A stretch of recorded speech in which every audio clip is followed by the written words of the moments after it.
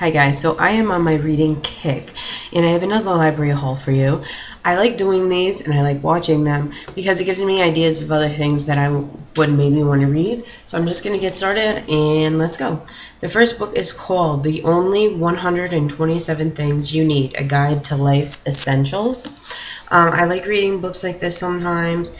It's just like everything that you need to have like a healthy life, I guess. It is It was published in 2008 and it focuses on diet, sleep, and health, exercise, clothing, shelter, safety, love, sense of control, mindfulness, acceptance, da da da da da da da da. Pretty big book, but I like these kind of books because you can read a little bit and put it down. I really like reading nonfiction, and I've been into the nonfiction mode for a while, and then I just read a few fiction books which were really good. I definitely recommend if you are into like urban fiction, I guess, but it's not just. I mean, I think you would like it even if you're not. But it's called The Blackbirds by Eric Jerome Dickey, and it just came out like a couple months ago, and it's like a whopper of a book, and it's about four best friends and their stories. I love books like that like have several characters and we go in and out of different stories, and it was phenomenal. That book was so good, so I definitely recommend that. And I picked up Year of Yes by Shonda Rhimes, who wrote Grey's Anatomy and Scandal I love. And it's just a book that pretty much she says yes for a year, says yes to her health, and she works through panic attacks.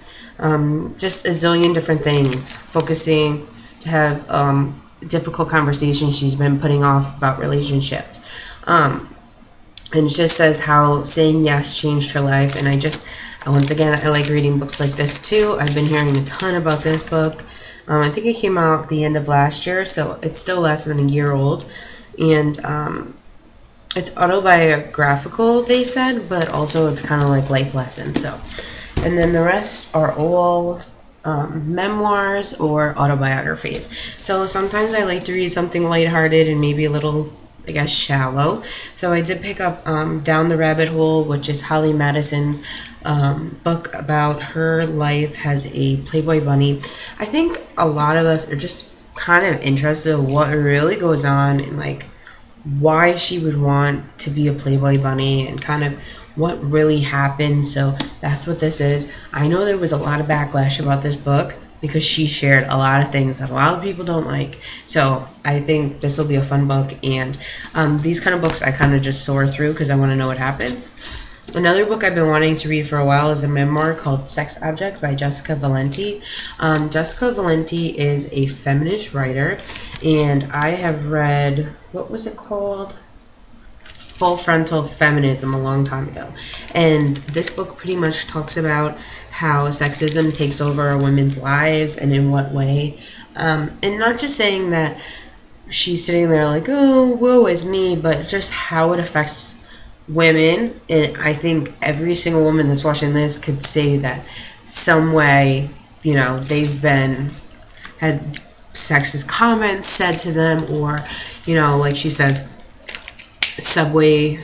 on the subway, sexual awakenings, motherhood, just a lot of things. And it says, Sex Object reveals the painful, embarrassing, and sometimes illegal moments that shaped her adolescence and young adulthood in New York City. So it's really not that long of a book.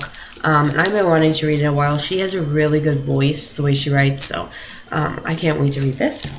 And then I do watch Pink Sparkles on here, and she was reading this. This wasn't her favorites, but it's Loving Amy, A Mother Story. I've been looking at this book for a while, deciding if I wanted to read it. And I actually, oh, that's cute. It's like her baby thing on the back. I actually started to scan it a little bit, and I like the way it was written, and I think it'll be really interesting. So I'm going to read about Amy Winehouse. And then the last book is by Jen Lancaster. If you haven't read Jen Lancaster before, I don't know what you're waiting for. She wrote Bitter is the New Black. She's written Pretty in Plaid, Bright Lights, Big Ass, Such a Pretty Fat. She writes like memoirs about her life and her husband and her friends, and it's hilarious, the stuff that happens to her. And I know she wrote two fiction books, which I don't know if I would be into. I really like hearing about her life. She lives in Chicago. When I started reading these books, I was living in Chicago, so I could relate to some of the places they went. But she's funny. I mean, hilarious, and she's gorgeous.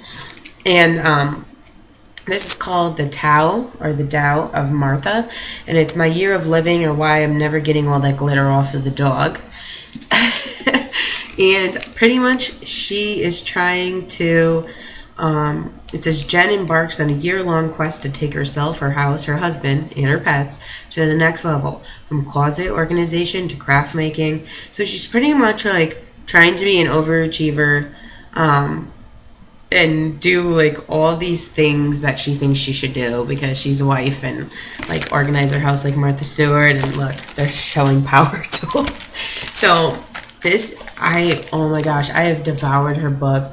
They just bring like something to my day. They're hilarious, I'm telling you. And once again, like with her, she'll tell you like everything will be separated by something like this. And then you'll read like, I don't know, a few pages, and then it's like another story. So they're really easy to put down and pick up, like if you have kids or you don't have a lot of time to read, or you're reading on the subway or the bus. So I definitely recommend checking out Jen Lancaster. And that's my call. I think it's a good range of the different things that I read. The only thing that's missing, although the first book is kind of health, I do read tons of things about health because it is just a constant important thing in my life because of my chronic illnesses and stomach and now pancreas problems. But I have a ton of books on this bookshelf that I need to read, but I have wanted to read the majority of these books for so long that why am I not going to read them when they're available? So I think after I read all these, then I'm going to go back to my bookshelf. And that's what I tend to do. I'll take like several months break from the library and just read what I have in my house. And I also know in fall time, book sales start really getting crazy. And I love going just out on Fridays or Saturdays and go book sailing and Dollar Tree hauling and just kind of like have a fun little outing. So I know I'm going to acquire more books, and I haven't been reading the ones that I have, and that's not good because I have a lot. So I'm going to try to really sort through these books. I have 3 of them are due in 2 weeks, and then the rest are due in 3 weeks. But I'm going to try to read all 6 of these in the next 2 weeks. So that's my goal, and hopefully I will achieve it. And I think I'm at 65 or 66 books for the year, and believe it or not, guys, that's slow for me. I had a couple of months where I barely read. So, yeah, when I read, I read. But I will talk to you guys later. I hope this gave you some ideas of things to read. I'm telling you, Jen Lancaster, read Jen Lancaster. And read Jessica Valenti if you're into, like, women's studies. Yes. Go check them out. Bye, guys.